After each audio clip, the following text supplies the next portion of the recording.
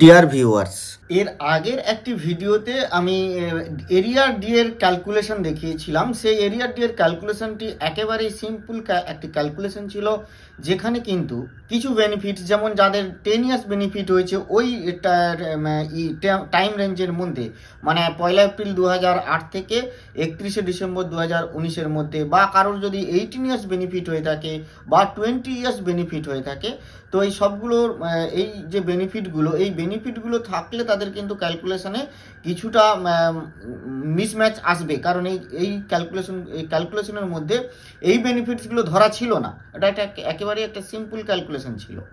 তো এখন যে ক্যালকুলেশনটি আমি এখানে দিচ্ছি, এটি একেবারে ওই 10 ইয়ার্স, 18 ইয়ার্স আর 20 ইয়ার্স বেনিফিট ধরে নিয়ে হিসাবটি হবে।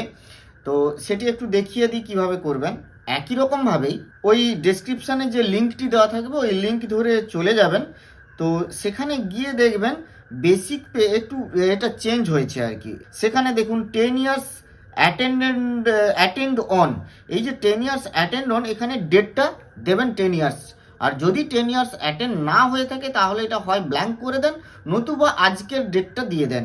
মানে ওই টাইম রেঞ্জের মধ্যে কোনো ডেট দেবেন না, ডেটটা বাইরের একটা ডেট দেবেন, অথবা ব্ল্যাঙ্ক রাখুন। আর যদি থাকে মানে 10 ইয়ার্স আপনি অ্যাটেন্ড করে থাকেন, তাহলে এক্সাক্ট সেই ডেটটা দেন। সেই ডেটটা দিলে একেবারে হিসেবটা সেই অনুযায়ী হবে। এই হিসেবটা হচ্ছে ক্যালকুলেশন বলে যে ট্যাবটি আছে ওখানে, এখানে একটি কলাম যোগ করেছে, এর ভেতরে আরও কিছু কলাম আছে, সেই কলামগুলিকে আমি হাইড করে রেখেছি। তো এখানে এই যে কলামটি রিভাইজড পে বলে, এই কলামে একটি হিসাব হচ্ছে। তো এখানে জিরো বলতে এই রিভাইজড পেগুলোকে জিরো রেখেছি, যেখানে পার্ট হিসেবটা নেই, যেখানে ফুল হিসেবটা এখানেই আছে এই বেসিক পে। ধরুন এইটা ফুল হিসাব, আর পার্ট হিসাব নেই বলেই এটা রিভাইজড পেটা জিরো রেখেছি।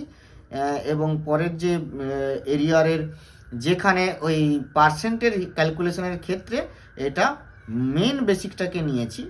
আর যেখানে ধরুন যেমন এই একটা উদাহরণ আমি নিয়েছিলাম, সেই উদাহরণের ক্ষেত্রে এইখানে যেমন ধরুন এটা 10 ইয়ার্স অ্যাটেন্ড হয়েছে, তো 10 ইয়ার্স অ্যাটেন্ডের ক্ষেত্রে এই ভ্যালুটা রিভাইজড পেটা চেঞ্জ হবে, কারণ এখানে একটা পার্ট হিসাব হবে।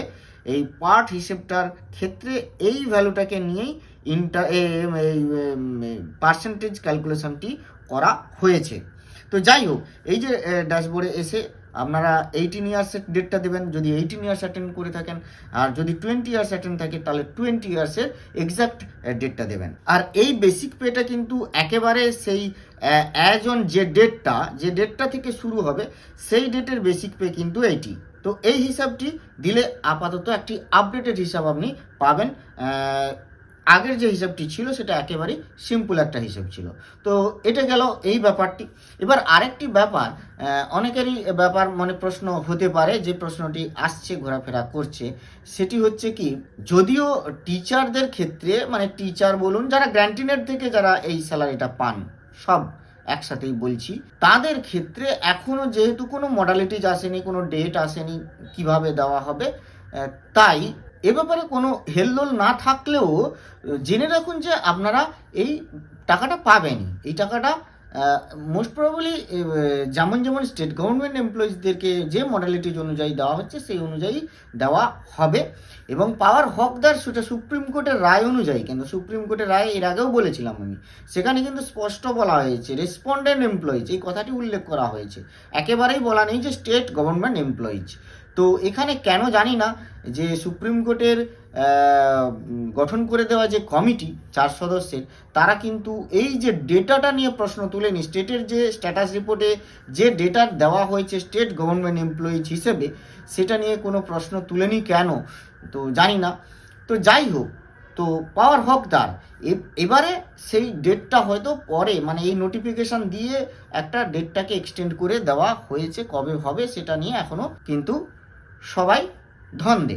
তো যাই হোক, যেটা ব্যাপার, ধরুন এইটা দিতে দিতে তার সুপারঅ্যানুয়েশন হয়ে গেল, মানে তিনি রিটায়ার করে গেলেন, কোনো একজন ব্যক্তি দিতে দিতেই তিনি রিটায়ার করে গেলেন, মানে রিটায়ার করার পরে তাকে এটি দেওয়া হলো, তখন তো যেমন যেমন মডালিটিজ আসবে তেমন হবে।